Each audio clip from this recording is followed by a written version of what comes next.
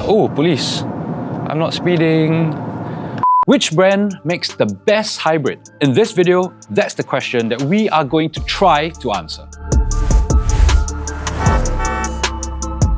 Right now, 7 brands offer full self-charging hybrids, and we've managed to gather 5 brands to test. Mild hybrids and plug-in hybrids are not being considered for this test. However, it's basically impossible to do an apple-to-apple comparison across brands. Different brands use different hybrid configurations applied to different body styles, and some hybrid systems also use different capacity engines. So what we've done is to try to identify and test an indicative model from each brand. And what exactly does best mean? Of course, the key metric we are evaluating is fuel efficiency. But because each brand's hybrid system is configured differently, directly comparing FC is not particularly informative. Instead, what we'll do is to evaluate the tested figure against the brand's claimed figure. We'll also evaluate other aspects of each hybrid system, including performance and smoothness, and also highlight some of the key differences between some of these systems, especially with regards to their configurations. Now, to do this test, I'm going to drive each car on the exact same route, covering about 183 km according to Google Maps. I'll try to keep as many variables constant, so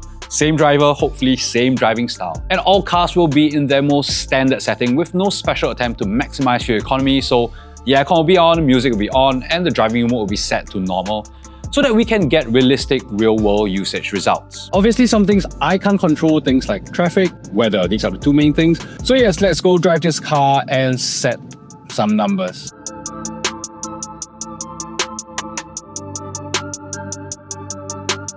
Alright, so today we're going to be testing Toyota's hybrid system. So we have here the Toyota Sienta hybrid. So I'm going to turn on the car, reset everything, and then we'll head off. So in this Sienta, it's a 1.5 litre 3-cylinder.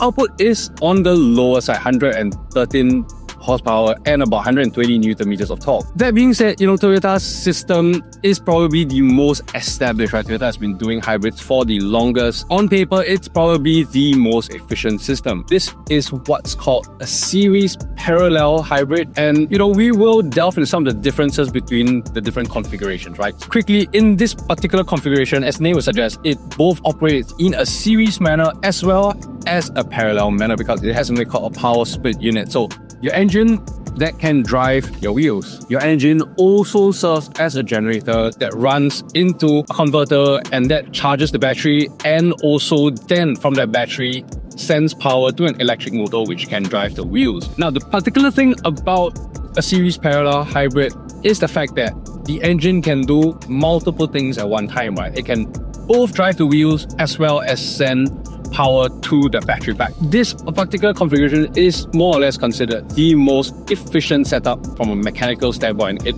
offers the most mechanical efficiency. Then you'll of course ask, so why doesn't every other manufacturer just use this particular configuration? Cost, really. This is by far the most complex system with the most number of parts. So obviously from a manufacturing standpoint, that's more complicated, more complex. This also is paired with a CVT. So I will say that the driving experience is very, very much tuned for efficiency, which means that if I put my foot down, yeah, there's not really much in it. Again, I don't think this is anywhere close to being deal-breaking, but it's just the reality of a setup like that, right? Especially with a CVT, it is, all things considered, designed for absolute efficiency. And I think that's something that we're gonna do quite well with this powertrain.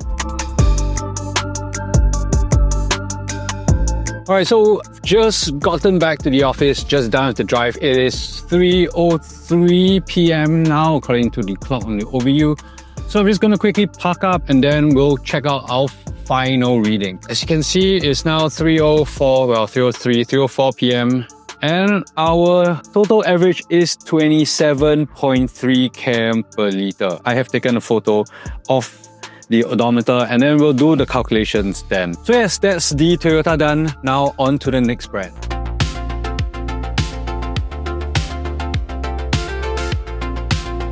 Okay, so today we're going to be testing the Lexus hybrid system. So the car that we have chosen is the ES300h. So yes, I'm just gonna start the car, reset everything, and then we'll head off for our drive.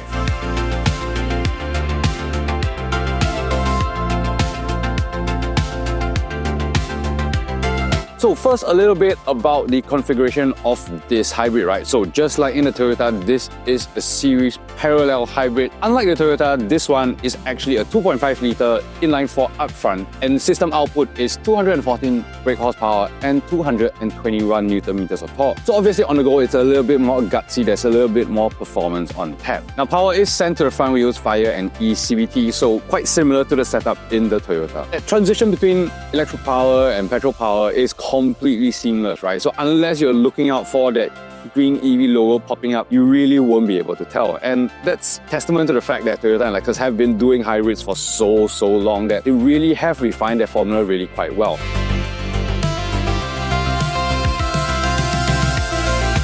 Alright, it is now 3:28 and I'm just getting back to the office. So started a little bit later today and they had slightly longer lunch. So let's quickly park up and then I'll check the final FC score. Alright, so let's take a look at the score.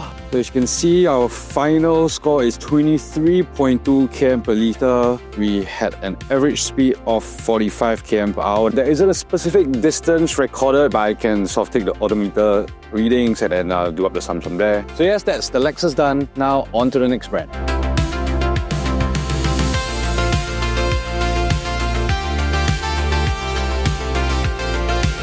Another day, another brand. Today we're going to be testing Nissan's e-Power hybrid powertrain, and the car we've chosen is the Note e-Power. So we're going to switch on the car, reset everything, and then we're going to start driving.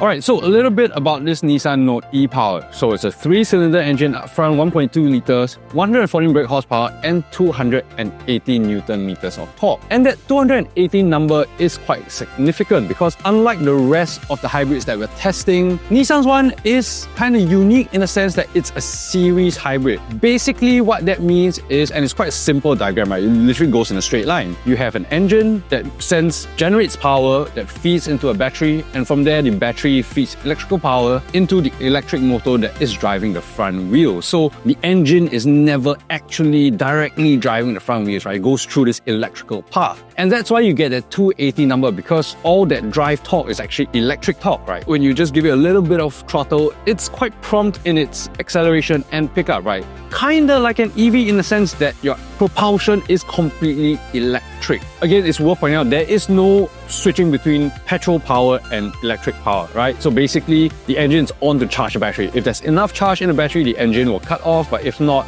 then it will be on to feed back charge into the battery so that the battery can drive the front wheels via that electric motor.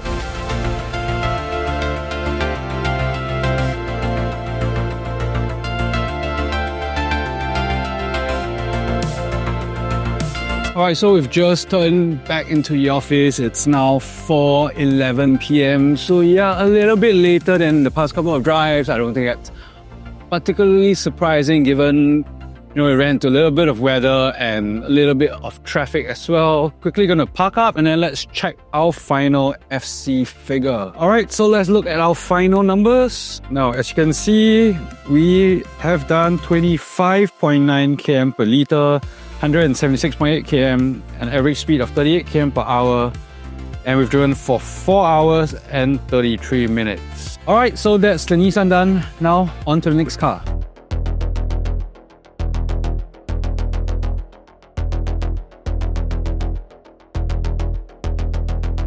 Alright, so it's another day, another brand, another car. Today, we are going to be testing out Subaru's brand new hybrid system. So this is the new Forester e-Boxer hybrid. So same thing, gonna turn on the car, reset all the settings, put it in all the most standard modes, and then we're gonna head off and start driving.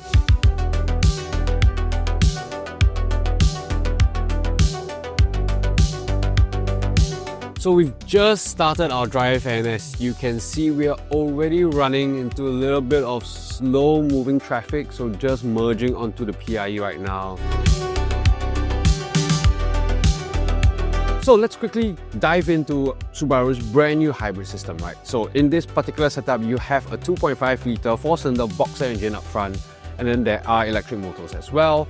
So system output is 194 brake horsepower. There is not a combined torque output. The engine, I believe, produces 209 Newton meters of torque, and the electric motor actually about 270 or so Newton meters of torque. On the go, when you need some extra performance, it's actually pretty gutsy, right? Like, I think it's a good amount of performance for on-road driving. And as far as the integration of the petrol and electric power is concerned, it's honestly quite seamless. You don't feel that crossover. You do, however, hear the engine, and I think that's a very specific choice by Subaru, right? Which is to use their iconic box engine. It is obviously not the most efficient type of engine. Now, this is also, as far as a hybrid configuration is concerned, a series parallel, so it operates similarly to what you would find in the Toyota or Lexus, right? Sounds a little bit complicated because in actual specific configuration, I don't think it's exactly the same as the Toyotas, because I don't think this necessarily has a specific power split unit. It's integrated into the transmission. So the easiest way is probably to show you, right? So as you can see now, it's just purely on electric power because we're at low speeds, and then the engine kicks in. Basically right now what's happening is that the engine is powering both the wheels and actually sending power to the battery. But if I need more performance, I'll put my foot a little bit harder down. You can see then there's that combined power being sent. This particular series parallel configuration is mechanically probably the most efficient, but again, it is also the most complex kind of system. There's the most moving parts. Unlike all the other cars that we're testing, which are two-wheel drive cars, this is an all-wheel drive car. So obviously that's not the greatest setup for fuel economy, right? Because it's more weight, it's more drive being needed. So we've just entered the office car park.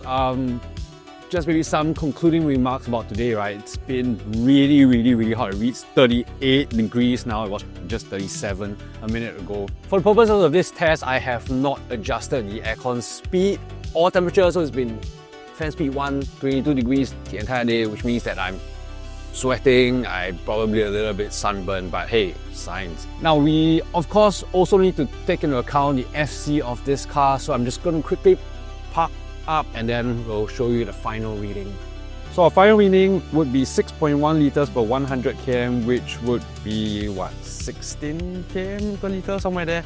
I'll do the proper math later, and we have covered 181.9 km today. So yes, that's me done with the Subaru. Now on to the next brand.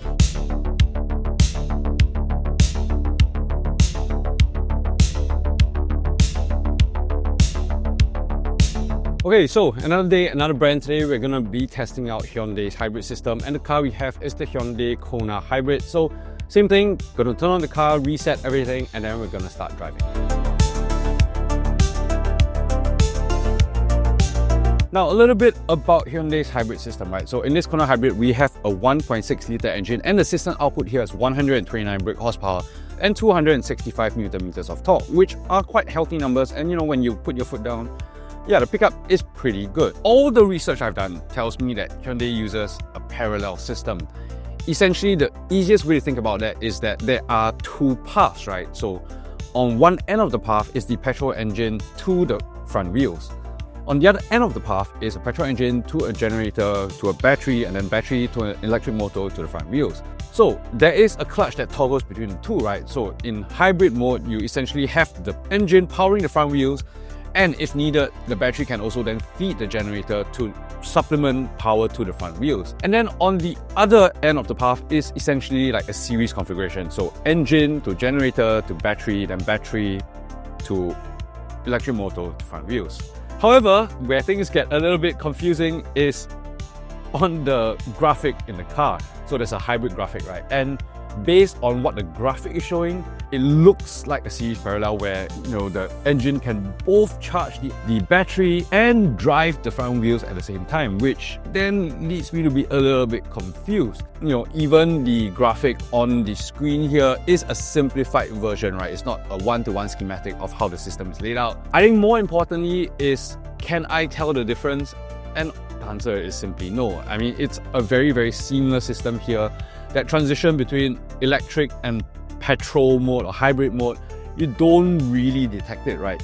The other interesting thing about Hyundai's system is the transmission. So all the other cars we've driven, use a CVT. CVTs typically are supposed to give you better efficiency, right? Because they are constantly hunting for the most efficient ratio. In this car, you get a 6-speed DCT. What that does is that sensation of acceleration feels, honestly, it just feels nicer, right? Potentially, perhaps not quite as efficient as a CVT, but there are those compromises that you always have to make, right? Hyundai claims 21.3 km per liter, I think, on this car. So we're gonna keep driving and let's see what we can do. Now reach back the office, so I'm just gonna park up and then we'll check our final readings. Here we are, our final readings for the Kona hybrid. So we've done 175.4 km over 4 hours 23 minutes and 3.9 liters per 100 km, which is honestly quite an impressive number because that would put us at like over 25 km per liter. So yes, that's the Hyundai done. Now on to the next one. Now that we're done with all the driving, before we dive into the results, I do want to first point out that all the brands here are Japanese and Korean manufacturers who have evidently invested in full hybrid technology in a way that European manufacturers have not. It's probably here also worth noting that these brands right now have a much smaller percentage mix of full EVs when again compared to European and Chinese manufacturers. I do want to reiterate that the results are based on a very particular and specific set of testing parameters, so single driver, no passengers, minimal idling, so on and so forth.